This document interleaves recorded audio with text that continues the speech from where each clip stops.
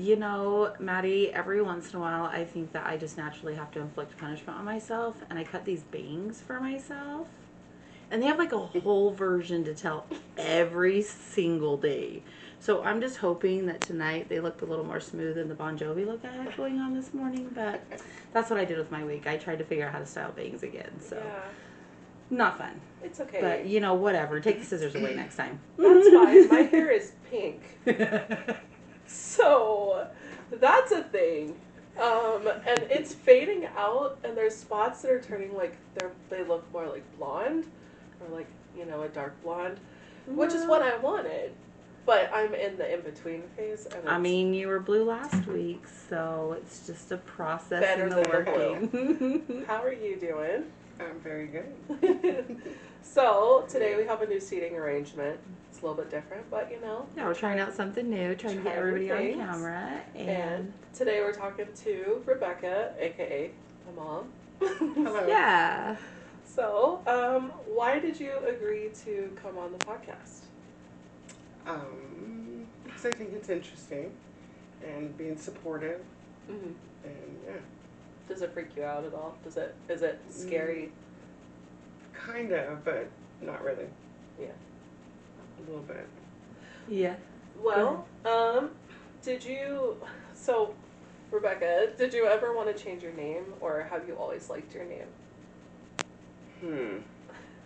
The Rebecca I've always liked, but as a child I grew up as a Becky, and even though that was fine, as I got an adult, I really wanted to, I don't know, be more adult-like, and so Rebecca was More. I just chose that. It's more sophisticated. It is, you know. Were you Becky with a Y or Becky with an I? Ooh, Becky with an I. Becky Never with Becky an with the I. Y. That matters. It I did. knew it came. That's We funny. had one Becky with a girl Y in and Becky with an I. school who was Becky with the Y, Okay. and I was Becky with the I.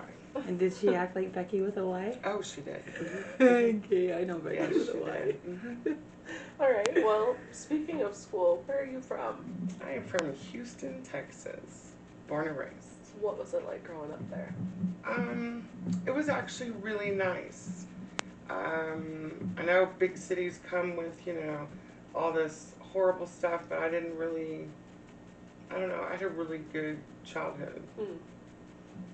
Like, yeah, I mean. Oh, I was just going to say, so like elementary, like what was elementary school for you like? You had a lot of friends, you were social. It was huge for one. Okay. Like compared to where we are now and how small, I grew up with, like our school had just a lot of kids. I can't imagine. I'm a tiny town person. And for elementary school, we went to the new school, which was more, and it was it had pods, so it was an open thing. It was just all open, so you could hear, you know, all the other classrooms, and that was not good for Miss ADD over here. Yeah, was not good. I was not listening to, a you know. good listener in school, but I tell you what, I could create some entertainment with what was going on around me.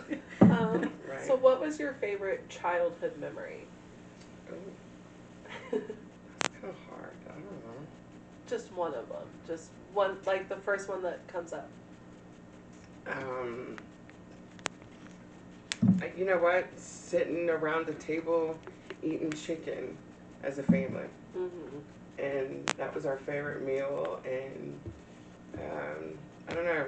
Everybody was always kind of happy at mealtime. Right. You know, so, and we ate always at the table, always together, you know, yeah. So that would be probably my favorite. So, kind of playing off of that, do you feel like your parents were present? Very well. My dad worked as a railroad engineer, and so he was gone, and he was gone all different hours, like, you know, and so he wasn't there a lot of that, but my mom made up for all that. So yes, she was very, very present. Yeah. I mean, I kind of grew up with Granny too, so I definitely would say that she was super present. She was the kind of grandma that brought, she brought the magic into everything, Oh, everyday life, I love that. holidays. That was her thing, was to Yeah. just bring that magic. It was Okay, super okay, cool. so she was that grandma. Yeah. Oh, she She sure was. was. She was that mom. I love it. To My- this day, still, she's that grandma. They used to call her Mary Poppins. Because That's she so was, cool. and all her gifts were thoughtful, all her, she always sent cards to everybody. She was just, she was cool. Nice, nice. What are some things that you miss from back then? Maybe from childhood or your teenage years, something like No phones, that. Yeah. actually. We had a lot more freedom. You had to earn trust, but I mean, I feel like times were more ran all simple over. without our noses being in the technology of today. Yes. Like you got out and you smelled the dirt and you Yeah. rode the bikes. Yeah, we were in and it. You and I have in had it. this conversation a couple of times where I'm like, sometimes I just want to get rid of my phone. Like, I would rather just have like a flip phone that I can text and call from, and that's it. Like, Have you heard the restaurants that are doing that? No. They now, and one was, this lady was reporting from Houston, and it's a restaurant, and when you walk in, you put your phone up, like completely. Some places have these really cool, they look like the old Dewey Decimal System, those little cards for the library, little library cards, and you put them in there and lock it up. And it's to for force the people to socialize. Yes. Yeah. Interesting. We are having to reintegrate, though. That's something we've talked about. Like, we literally pulled away from each other so much with these devices that we don't even know how to interact with other than the people you already knew. So, obviously, well, I mean, would you go back? Would you, if you could maybe time travel, would you time travel back to maybe like your childhood years or something like that? No. Actually, I would travel forward. Yeah. I've decided, after all my years of thinking always about, where would I go and stuff. No. I'm going forward. I want to know technology. I want to know medical, what's going on. I think that would be cool, but you could also go forward to see what your lineage, where it goes. We're a family of all girls. Yeah. Does it Does stay it all continue? girls? Yeah, right. Does there eventually become a different? So, what was high school like for you? High school was fun. I had a real suburban life, and I was in the band, and we were busy constantly. I mean, I was constantly busy, and we had a huge, again, back to the huge school that I'm from. And our band was probably 300 people. It was huge. Right. And man. Do you think you were popular? No. Like you were just... Everybody knew me because we all grew up in the same school, for the neighborhood. So we all grew up together I moved in that neighborhood in 6th grade. So kind of like your group in that mass. Yes. Like, okay. Yeah, that's so everybody knew me, but that doesn't mean we were friends, Yeah, no, I knew a ton of people that I didn't know. Yeah. But I knew their names and stuff in passing. So yeah. But no, high school was good. Yeah. What did you do after high school? Oh well, I tried a few things. Tried school. Tried some jobs. What kind of school? What were you wanting to go to school for? I have at no that idea. time? Absolutely zero idea. I love it. I have love it. No idea. It was you what I just was know you supposed tried to it do. and didn't like it. Well, that's a long story, but me getting into school, I didn't take the SATs. We took something called the, oh my gosh, I don't even remember, PSAT, I think. Or the TASP. No, it was the TASP, TASP. And that way, that's if you didn't want to take the SAT, you could take this, right? Okay. I don't know what it was, statewide or whatever. Right. So when I went into to sign up for college right away, that was not available yet, like the scores. So they made me take this other test, and I bombed it. It was horrible. Made me feel so stupid. So I took a whole semester of all these classes that were like remedial, had no credit whatsoever. Right. Halfway through that, my task test scores come in, and they are like incredible. And so I had no reason to take all these classes. So I was doing everything for nothing, and I'm paying for it. What? Hold on. So I just walked away. Never mind. And then I joined the Army. Oh, okay, okay. How was that? Were you afraid at first? Never. No, it was exciting. I was scared of the physical. I was scared of basic training. Are you kidding me? Right. I am not a very physical person, or I didn't think I was. How did you prepare for the Army? What was something that like you had to do to get ready to go into basic training? Oh, I started running. I had a recruiter, and he helped running every morning. We started doing that. And I was, losing weight, and I was so scared because I couldn't do push-ups at all. You know, and to get in, you have to do one push-up. So it was... I couldn't even do the one push-up. I should have laughed. I couldn't even do the one push-up. One push-up. It wasn't good. It wasn't Did good, but it took me anyway. It took me anyway. So where was basic training at? Fort Leonard Wood, Missouri. Okay. Wait. So what's the most push-ups you ever did at one time after being in the Army? 30 in 2 minutes. Dang. Wow. See, that's what I wanted to hear. Yeah, Right. like, see, okay, so we didn't do it going in. We started at 0. And I don't run. This body does not run. No, I'm not equipped for running. And I swear, so we had to do, at the end of the basic training, you have your test, your physical test, and it's running, sit-ups, and push-ups. And so I did 30 push-ups in 2 minutes. I did 73 sit-ups in 2 minutes. And then I ran 2 miles under 18 minutes. Well, I think I was like 18. I ran at 18. Wow. So, right? I was a machine. Look at you. Yeah, Okay, so the 0 didn't matter in the end. It was the... No, I mean, they train you. They were like, we're going to give her some push-up muscles. So compared to how you felt before basic training and how you felt afterwards, was it as difficult as you thought it would be, or was it easier, after it was done? That's a good question. Because I was prepared, because my recruiter literally broke down week by week to me ahead of time of what they do and why they do it. So going in, I already had that mindset, I've already know what they're doing. I know they can't kill you, they can't touch you, and you have to pass. Like, they want you to pass.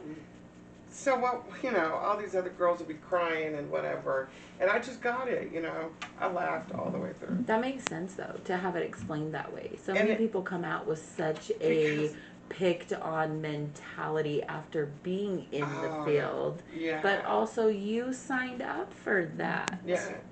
I cracked up all through basic training. I got in trouble for laughing too much.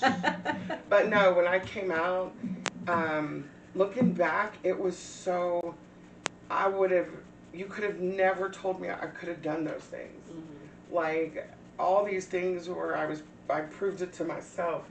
Like, I didn't know I could do all that. Right. So when I came out, I was That's just... That's a good feeling. Like, yeah, you it did was. that. Like, It was.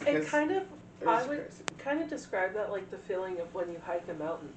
You look at it and you're like, there's no way I could hike that. Yeah. And then you're at the top of it and you're like, wait, I did that. Yes. No matter how tired I was, how like pissed off, whatever. You did it anyway. I did it. No matter how much you smelled. Right. We were dirty. How shaky your legs were. Yeah. So the in the moment goes away when you make it. Yeah. How long were you in the Army for? Like 3 years. 3 years. Almost 4 years. And what places were you stationed? I was stationed in Korea first. I was in a little village of Waegwon, and it was called Camp Carroll. Okay. Mm-hmm. Did you like it there, or was it did you get out and experience the culture, or did you stay more at the base and kind of? Oh no, you couldn't keep me back. No, I did all kinds of stuff I wasn't supposed to, but I was always off post, and they had a strip. As soon as you got off post, they have a strip, and they cater to the base. And then, the friends who've been there longer know all of the other places, and so I would go. They would take me, and I went to weird restaurants, and at least I thought it was weird. Right. But and then we learned how to take the bus to the bigger camp, and that was in Tegu, and they had the Burger King, they had good stuff, and a movie theater. So we learned how to go around, and So you used it for the full adventure. Oh, sure did. Yeah. Then I had a boyfriend at the time. We were not supposed to do this, and we rented a car. And they were not supposed to rent to us, but it happened anyway. You got and that car. We drove literally all the way south to the tip of Korea, and there's a town called Busan, and we stayed there that night. Then we went all the way to almost to the DMZ. We went to Seoul, the capital. You just bebopping around. Oh my gosh! And then just for the weekend. Did you get caught for renting the car? No. I love it so much. Until now. I think they'll be okay with it now. My brother totaled a car while in the Army, so I think you renting one will be okay. Yeah. Or that's the story, Where did you get stationed after that? Then I went to Germany. And did you travel a lot there? You know what? Not as much as I wanted to. We were busy, and then I was kind of, I went within Germany. Within Germany, I traveled a lot. I went to Munich. I went to Oktoberfest. That was really cool. I've always wanted to go to and that then, just to see. We went up north. We had field problems kind of all around. So I got to travel all through there. It was amazing. What was your favorite thing that, you got to do while in the Army? Okay. In Korea one time, there was, I gotta see if I can remember all this. So you have to pull a duty, right? And you have duties like, to stand fire guard, or to stand in front of the building of the barracks, or sit there, just to, for a fire or anything, whatever. Yeah.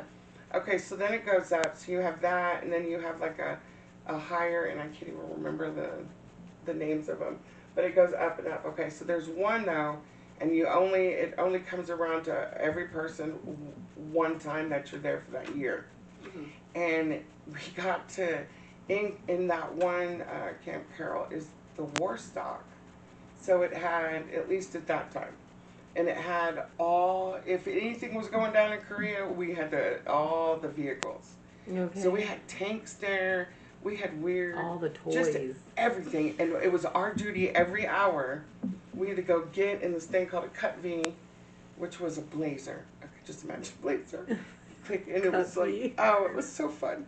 And then we would go through, and we had to go through each row to make sure, it's not being messed with and stuff. Wow. I'm hauling ass through that stuff. And I'm like jumping because there's ruts everywhere and I'm jumping so high I'm hitting the top of the car. And I'm like cracking up, It was so fun. I got to do that every hour for that one day. You just bop through this field. It was so fun.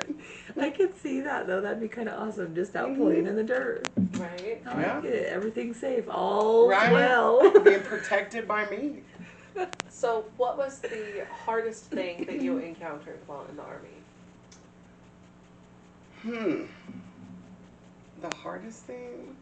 Like maybe something that was really difficult that you had to do to overcome.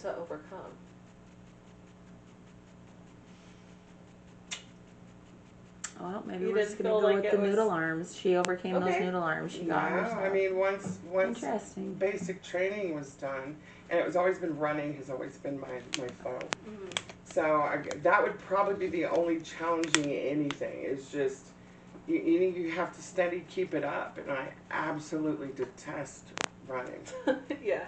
with a passion. So Were you ever afraid? Was there any moments where you were ever like, scared or anything like that?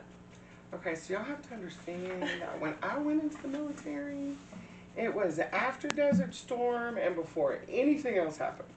So I So was you were in the party literally years. I was in the glorified Girl Scouts. Okay. I was in the Army when it was during peacetime. So Okay. we were needed to Stand by. to stand by. We were on by, but nothing was going on. Like nothing. Okay. So I'm not shooting at people. People aren't shooting. I'm not dodging bullets. Right. So my experience, hats off to the people who really serve the country and oh my God, for their lives. And Yeah. that's not me though. That wasn't my experience. So my experience was kind of, fun. Did you bring any skills out of the Army with you that you use nowadays? All of my skills would be like, more like confidence. Okay. Proving to myself that you can go through something like that you couldn't, Mm-hmm. and doing it, and it just proves, dang, I can do this, and it's kind of just helped me roll forward. Yeah. Be bigger, stronger, and better. Right. Like just by, No, I love that. Did you stay in touch with people that you met there?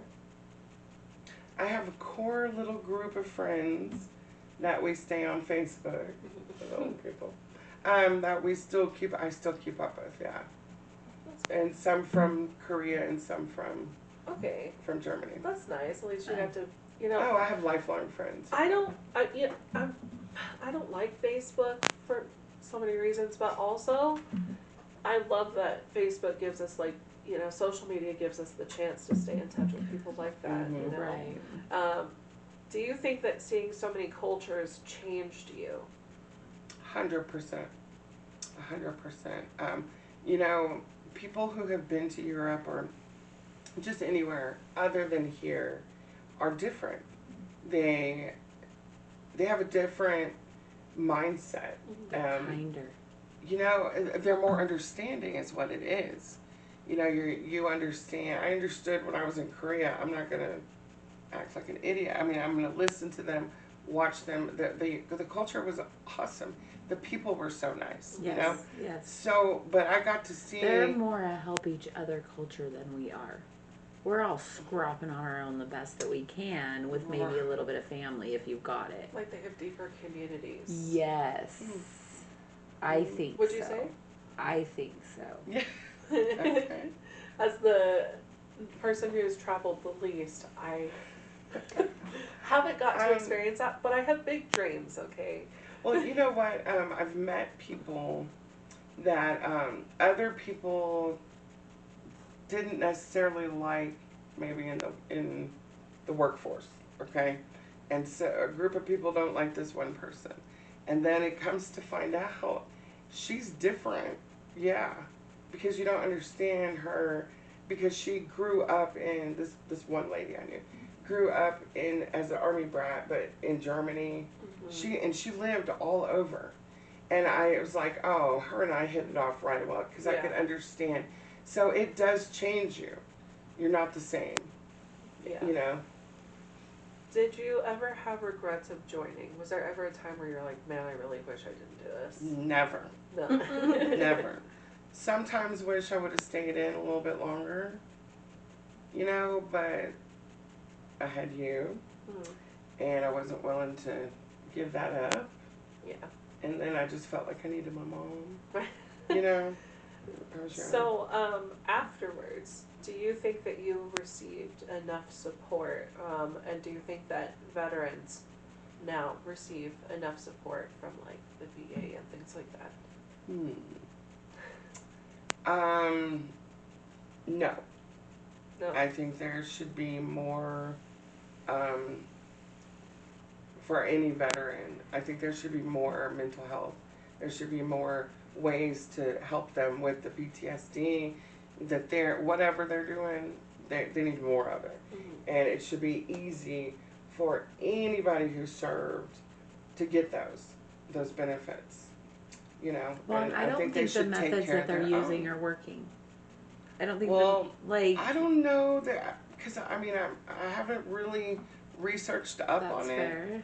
but yeah, I imagine it's like a learning process that they've got to do this and oh that doesn't work, and I then just think slowly it's such a big problem try. that clearly what Oh, they're it's a doing huge doesn't problem. work. Yeah. Like whatever programs they have in play are not fixing They the need problem. more. Because Yeah. the amount of people that are holding signs on our streets that say I'm a veteran, we should not be seeing that. And so I agree with that. Like I think that they need to change something. Absolutely, they need to put more money back into the soldiers. Mhm. Yes. Period. Yes. That we Regardless should of what be era you were in. We should have the most. A veteran should have more of everything. I mean, the ones who've served. Well, You it's- know, they've who- given People their don't- lives. Yeah.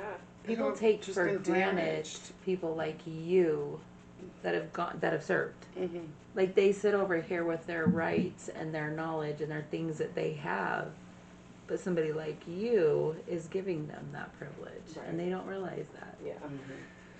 So So, did you have a partner at the time? Maybe. Which I mean, I know that you said in Korea you had a boyfriend. What Mhm. about in Germany? Mm-hmm. I had your father. we're like, where we go with this one? Yeah. So that's where you met her dad. Yes. Is he a good dude?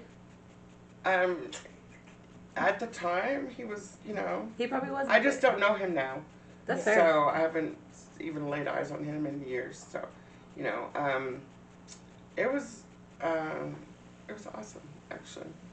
It was fun. We were young and,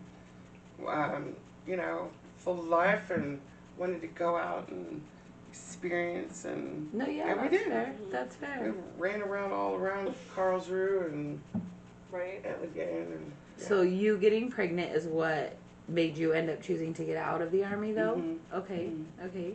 How many children do you have? I have 3 children. Well, 3 that I've birthed. Many That others. I've been. Many that you've brought on. I've had some steps. Do you feel like you were a present mom or are a present mom? Ooh, that's a loaded question. With you, I feel like I was to a point, but I was single a lot, and but even when I wasn't, I was working full time. So there's that, but yeah, I don't know. Guilt sets in. Do you think I'm you're never the more- mom that I wanted to be. I don't think we ever are. I don't think any Right. of us do. Do you think you're more present in the younger girls' lives?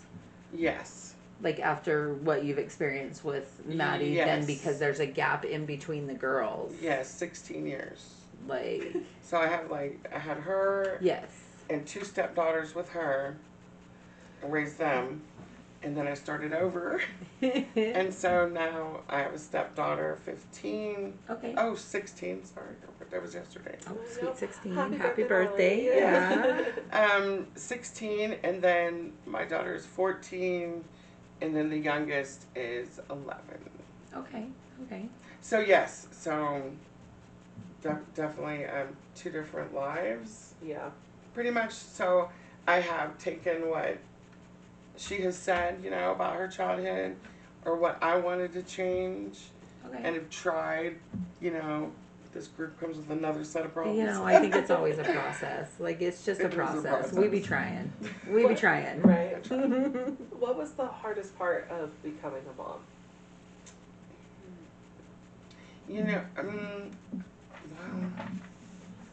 Well, I wouldn't say it's the hardest part, but I know one moment when reality kind of slapped me in the face, and we were with Granny and people. We were in the truck, and you were an infant, and we had moved to San Marcos, Texas, and they had come to visit. And so, you're in the little back and car seat, and I'm sitting in the back seat, and I'm kind of just looking at my mom and dad, and realizing like, wow, I'm so safe with them. Like, I never give it a second thought.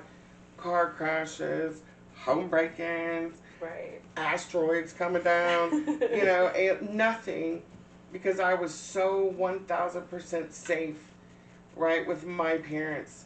Whether that was a smart thing or not, right, that's how I felt. And I just realized that this little thing is going to feel that way about me. And I'm like this dumb kid. I'm like, I'm responsible. Hold on, this isn't a gerbil.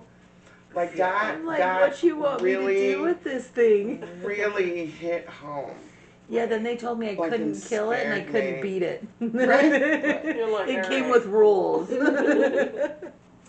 So, how did you cope with difficult moments? I guess In you what? had two lifestyles, or two lifetimes basically. So, maybe difficult moments with me and my childhood as a mom, how did you cope? Or as an individual person and a mom, how did you cope with difficult moments?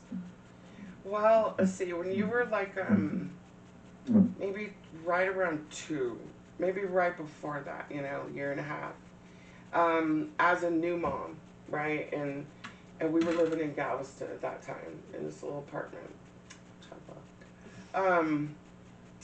And I was working, and it's just you and me, and you've been at some daycare, and you leave and you go pick them up, and you're tired, and you get home and you're cranky, and I don't know why, nobody told me this, and you're just you're on my nerve, you're just on me, and you're crying, or you're not crying, you're fussing because you want me to pick you up. I've got a handful of crap.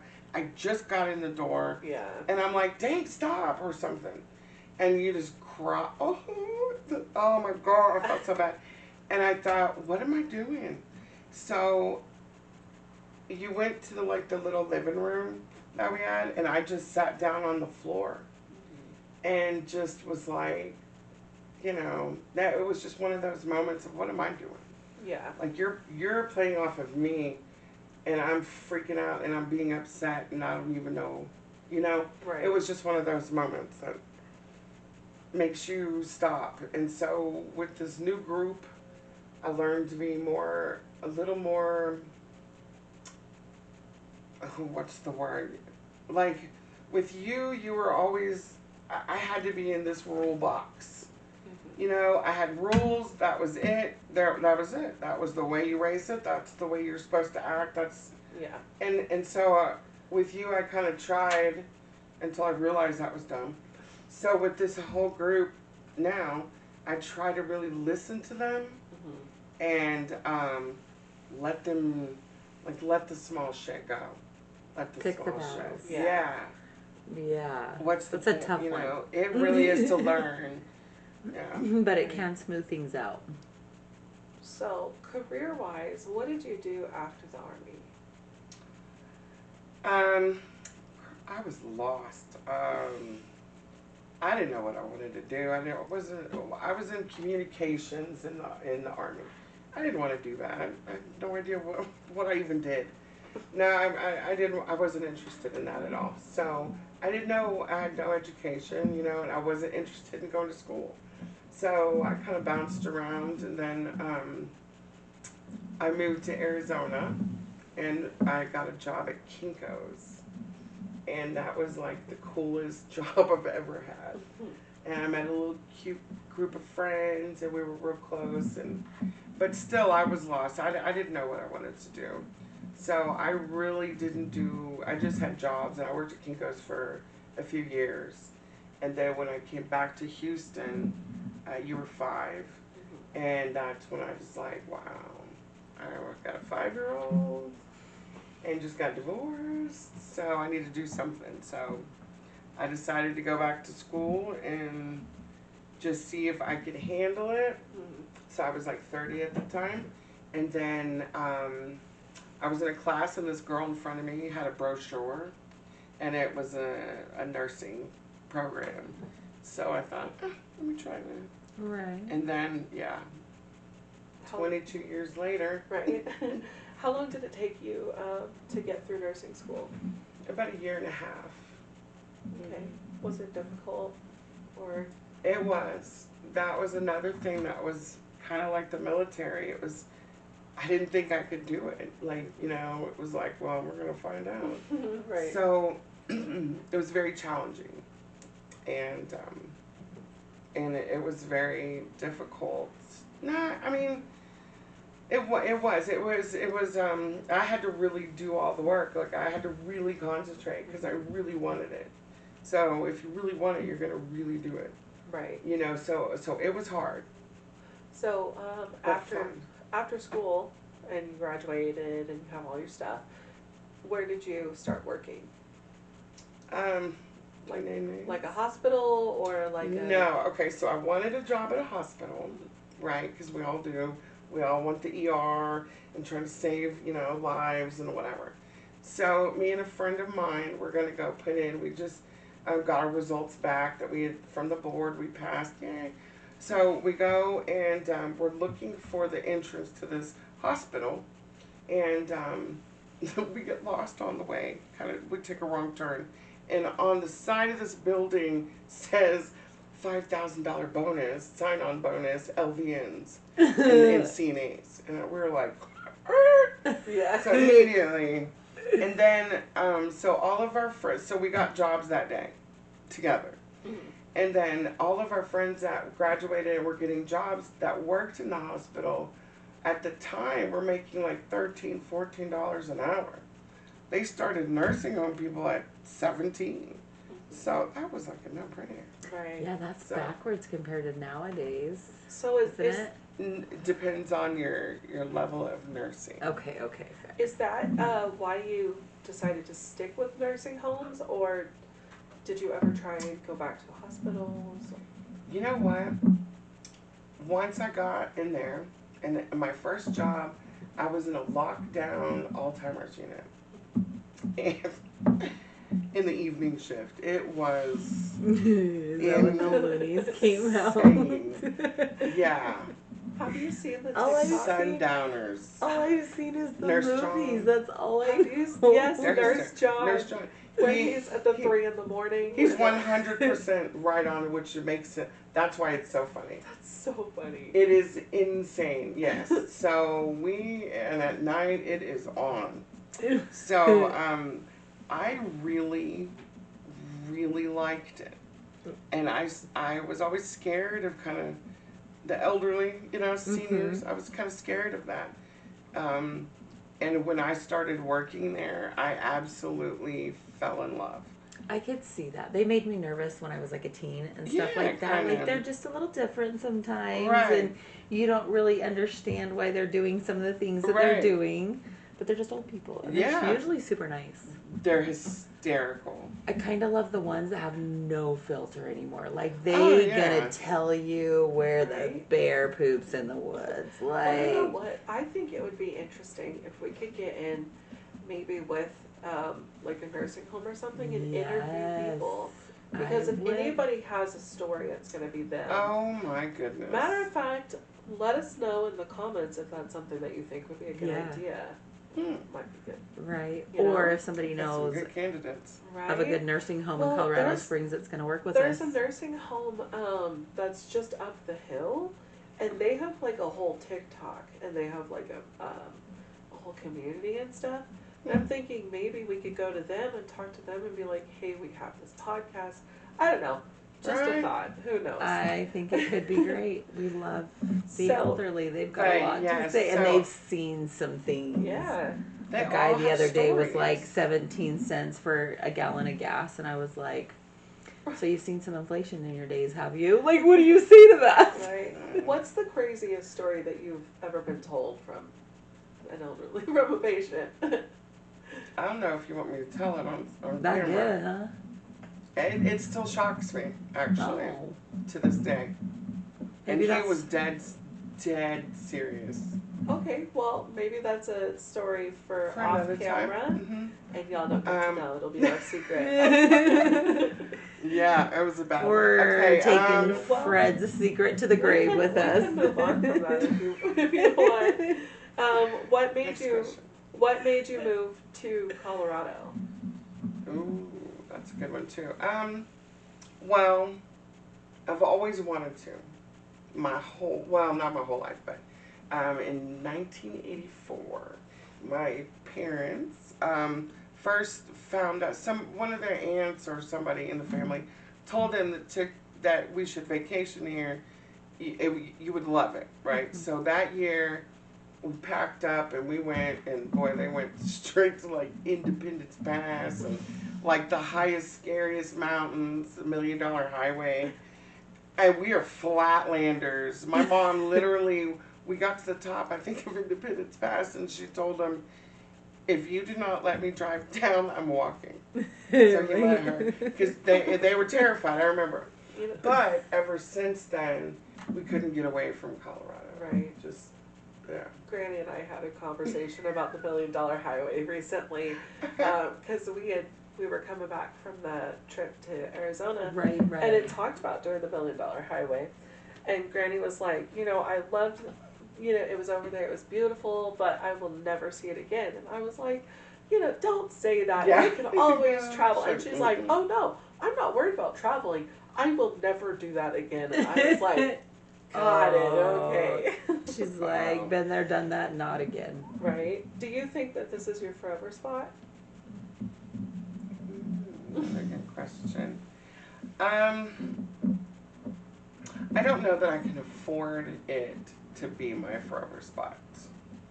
If I could have my forever spot, it would be in Manitou, where I'm at now. Mm-hmm.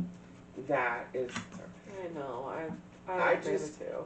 can't. Yeah, I can't even. The thought of just even leaving there, because I feel like I'm in my dream.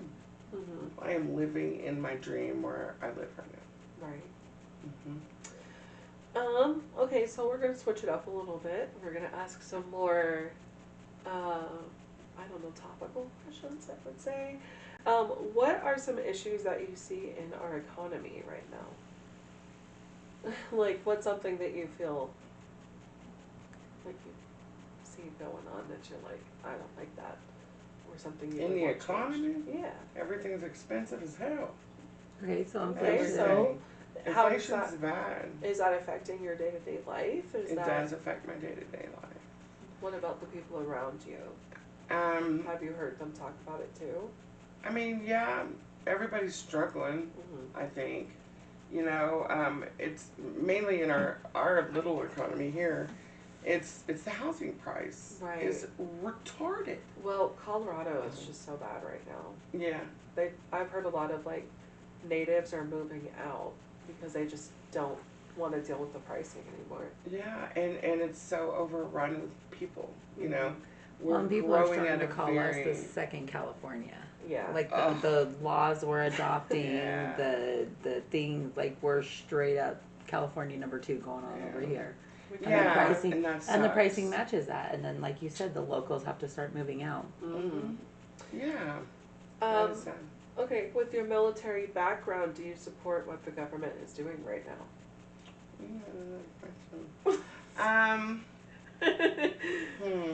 What's so diplomatic I can make that. I don't. That's hard to say.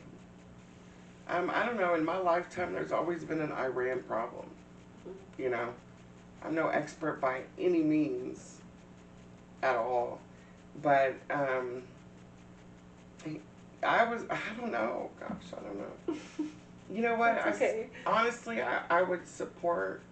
I support my troops. They're going off of what they're told, and that's the It's a part good way of to look at it. Like they're doing what they're told at this point. Yeah, it's not Like we anybody's. can support the ones that chose to go and fight for our country. Whether we Yeah. agree with what they're fighting for is the difficult thing. Yeah. Yes, We and, keep and hoping when that you there's a sign better way up, to that's solve what problems. that's what you sign up. We keep with. hoping that there's a better way to solve problems, but we keep going back to war. Right. So. Yeah. As a mom, Mhm. Does it scare you raising girls in today's society? I don't know. I'm raising some pretty ruthless girls that the guys need to be watching out for. But you kind of have to in today's society. You do. You have to. No, honestly, no. I think because now there's more equality than there ever has been.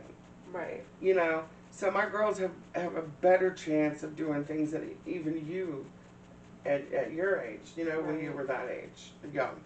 Let's say you're old. Yeah, so it doesn't, I don't have the same thoughts or of that, you know? I definitely feel like there's more, almost like girl power on social media.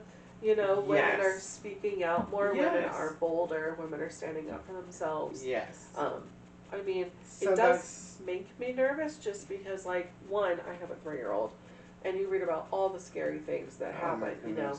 And it does make me nervous with my experiences, you know, of having a daughter out in this world. But you know what, at the same time, watching Lyra's little moments, I'm like, I don't think we have anything to worry about. Exactly. I think we'll be okay. I think I'm raising really strong girls in my house.